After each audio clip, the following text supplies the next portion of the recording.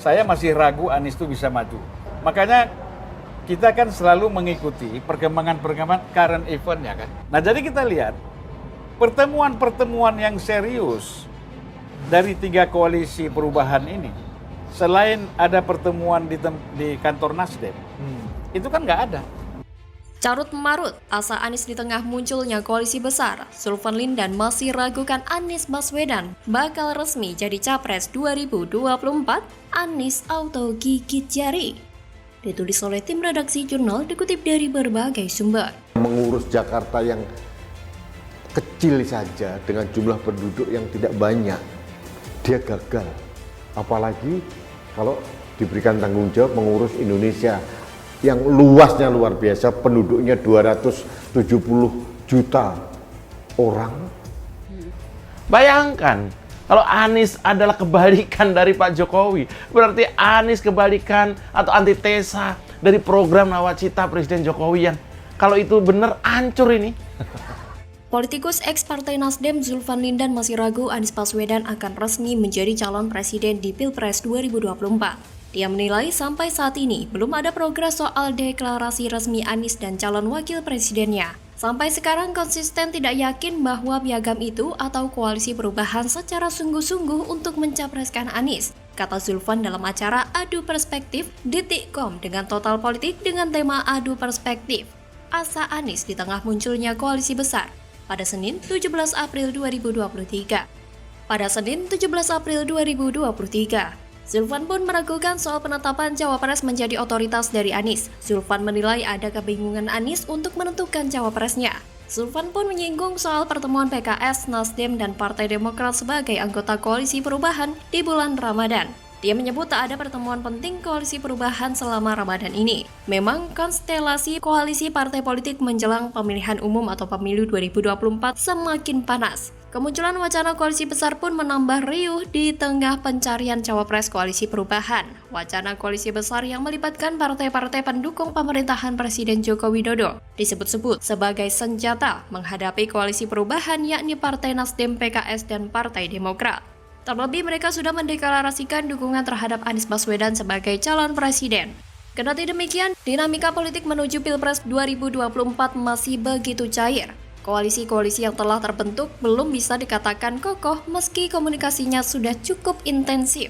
Koalisi perubahan misalnya, meski sudah sepakat pada pencapresan Anies, masih alot ketika membahas calon wakil presiden. Di awal tahun, Wakil Ketua Umum Nasdem Ahmad Ali bahkan sempat mengutarakan kekhawatirannya terhadap koalisi pro-Anies. Kekhawatiran ini muncul menyusul sikap anggota koalisi selain Nasdem yang sama-sama mengajukan cawapres. Ali menilai sikap kedua partai rekannya sah-sah saja.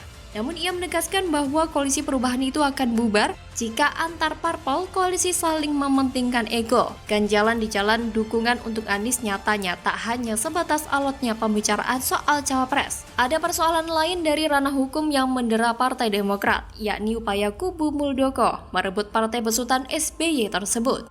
Ketua Umum Partai Demokrat Agus Harimurti Yudhoyono menduga upaya hukum Muldoko CS sebagai bagian dari usaha menjegal pencalonan Anies Baswedan sebagai capres. Kini muncul wacana koalisi besar yang disebut-sebut memperkuat prediksi All Jokowi's Men di Pilpres 2024. Meski masih ada yang menilai koalisi besar sulit terwujud, namun tak ada yang memungkiri faktor Jokowi. Elit politik tentu butuh memenangi Pilpres dengan angka elektabilitas moncer.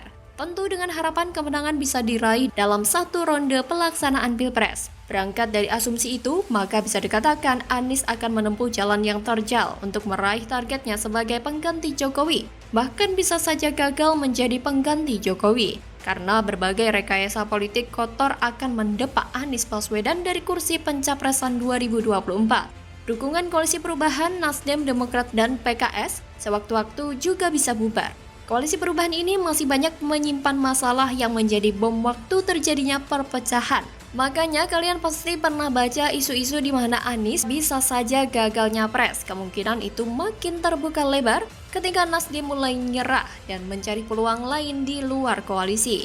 Mungkin inilah kabar paling membahagiakan jika itu beneran terjadi.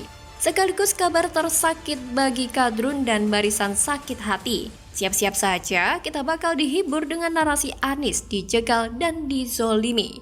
Bagaimana kalau menurut Anda? Kalau tersembunyi ngapain? Ya kan?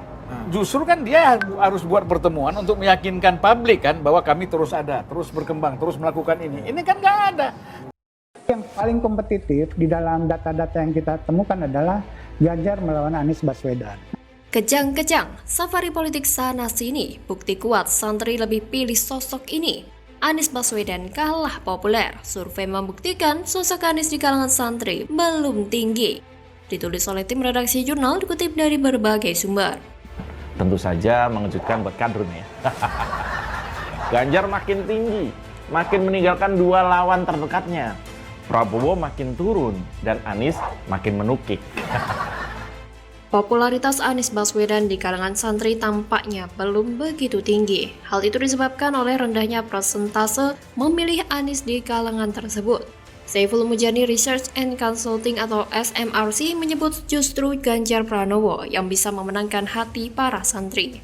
Survei Saiful Mujani Research and Consulting atau SMRC menunjukkan mayoritas alias 60% warga Muslim Jawa yang mengaku santri memilih Gubernur Jawa Tengah Ganjar Pranowo sebagai calon presiden 2024. Pendiri SMRC Saiful Mujani menyebut ada 3 kategori responden Muslim Jawa yang dibagi menjadi santri, abangan, dan priyayi. Hasilnya dari 52% santri Muslim Jawa, sebanyak 60% memilih Ganjar Pranowo. Sementara itu, sebanyak 20% memilih Menteri Pertahanan Prabowo Subianto dan 15% memilih bekas Gubernur DKI Jakarta, Anies Baswedan. Sementara pilihan kelompok abangan juga lebih dominan ke Ganjar, 58%, Prabowo 11%, Anies 14%, dan tidak jawab 16%. Adapun di kalangan priyayi, Saiful melanjutkan sebanyak 59% memilih Ganjar, 0% memilih Prabowo, dan 19% memilih Anies. Sebanyak 22% responden memilih tidak menjawab. Berita gembira untuk Ganjar dan para militannya bahwa elektabilitas ketua umum atau keagama tersebut naik kembali. Saiful Mujani Research and Consulting atau SMRC kembali merilis hasil survei terbaru terhadap elektabilitas sejumlah tokoh politik nasional menjelang Pilpres 2024. Fakta angka-angka hasil survei politik akhirnya berpihak ke Ganjar Pranowo. Berdasarkan hasil survei yang dirilis Sabtu 15 April, elektabilitas Ganjar Pranowo kembali rebound atau naik usai merosot gegara gagalnya Indonesia menjadi tuan rumah Piala Dunia U20. Ganjar didukung oleh mayoritas santri, abangan, dan priyayi, kata pendiri SMRC Saiful Mujani, dikutip dari keterangan resmi belum lama ini. Berdasarkan data ini, Saiful menyimpulkan bahwa perbedaan santri, abangan, dan priyayi dalam memilih presiden tidak penting.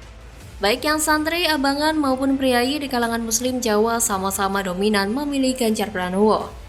Ada memang warga yang menganggap dirinya santri, abangan, dan priyayi, tapi itu tidak punya efek berarti dalam perilaku memilih di pemilihan presiden, pungkasnya. Studi mutakhir yang dilakukan oleh Saiful Mujani ini menunjukkan bahwa pada masyarakat muslim beretnis Jawa, kelompok warga yang mengidentifikasi dirinya sebagai santri semakin dominan. Anies Baswedan dan Nasdem sangat sadar akan keadaan mereka yang belum cukup kuat untuk bertarung di Pilpres. Oleh karena itu, Anies dan Nasdem terus berjuang dengan melakukan safari politik ke berbagai daerah di Indonesia, seperti melakukan berbagai kunjungan ke pondok pesantren di Tasikmalaya dan mengadakan jalan santai di Kabupaten Ciamis dengan hadiah yang sangat besar. Karena hadiah yang menggiurkan ribuan masyarakat Ciamis dan sekitarnya datang untuk menghadiri acara ini. Namun santrinisasi kultural dan sosial tersebut tidak muncul dalam bentuk santrinisasi politik. Dalam pemilihan presiden, mayoritas atau 60% warga Muslim Jawa yang mengaku santri memilih kader Partai Demokrasi Indonesia Perjuangan atau PDIP Ganjar Pranowo. Guru Besar Ilmu Politik Universitas Islam Negeri tersebut menjelaskan bahwa tipologi priyayi, santri, dan abangan adalah konsep antropologis.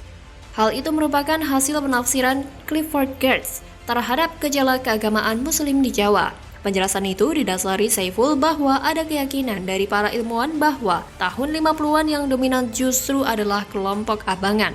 Walaupun tidak ada survei ketika itu, namun ada semacam keyakinan bahwa saat itu kelompok abangan lebih besar dari santri.